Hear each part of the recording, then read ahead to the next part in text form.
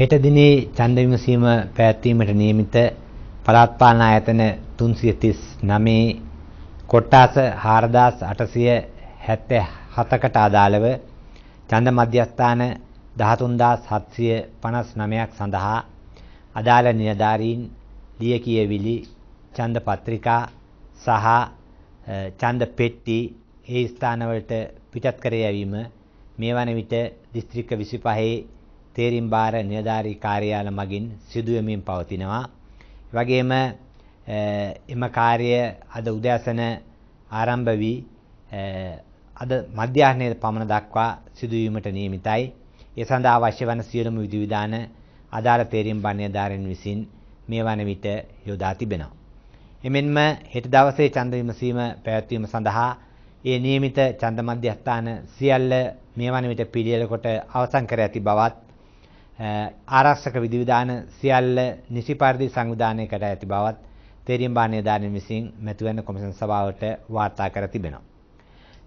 ඡන්ද විමසීම සඳහා පත් කර ඇති මේ වන විට පත්වීම් ලිපි ලබා ඇති නිලධාරීන් සියලු දෙනාම ඒ ඡන්ද විමසීමේ රාජකාරී සඳහා තමන්ට නියමිත දින නියමිත වේලාවට වාර්තා කිරීම අත්‍යවශ්‍ය වෙනවා.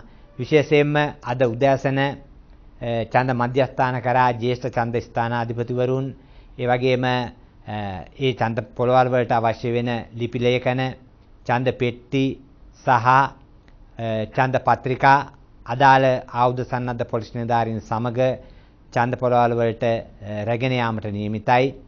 ඡන්ද පොළවල් වල රාජකාරී කිරීමට නියමිත පිරිමි නිලධාරීන් සහ කාන්තා නිලධාරිනියන් සියලු දෙනාම අද සවස 2 පමණ වන විට ඒ ස්ථාන වලට වාර්තා කිරීම අවශ්‍ය වෙනවා.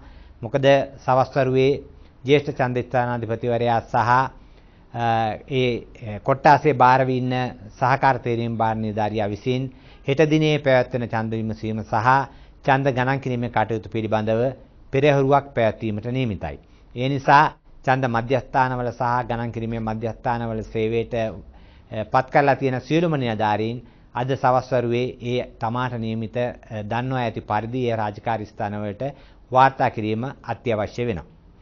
මීට කලිනුත් සඳහන් කර ඇති ආකාරයට හෙට දිනේ ඡන්ද විමසීම පැවැත්වෙන අවස්ථාවේදී ඡන්දේ ප්‍රකාශ කිරීමට යාම සඳහා රාජ්‍ය සහ පෞද්ගලිකාංශයේ අදාළ නිලධාරීන්ට සේවකයන්ට නිවාඩු ලබා දීම අත්‍යවශ්‍ය බව අපි මීට පෙර චක්‍රලයක මගෙන් දැනුම් දීලා තිබෙනවා.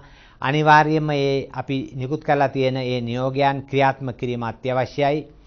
විශේෂයෙන්ම අපට තවදුරටත් පැමිණ ලැබීම පවතිනවා සමහර පෞද්ගලික ආයතනවල නිලධාරීන්ට සේවකීන්ට ඡන්දය ප්‍රකාශයට පත් කිරීම සඳහා නියමිත පරිදි නිවාඩු ලබා දෙන්න මැති බව. ඒ නිසා මා විශේෂයෙන් ඉල්ලීමක් කරනවා සියලුම සේවා යෝජකයින්ගෙන් ඒ සේවා නියුක්තිකයන්ගේ ඉල්ලීම පරිදි ඒ අදාළ නිවාඩු ලබා දීලා ඒ පිළිබඳව නිවාඩු ලබා දුන් ආකාරයේ දැක්වෙන ලේඛනයක් තමාගේ ආයතනයේ ඒ අදාළ සේවා නියුක්තිකයන්ගේ දැන ගැනීම සඳහා ප්‍රදර්ශනය කරන ලෙස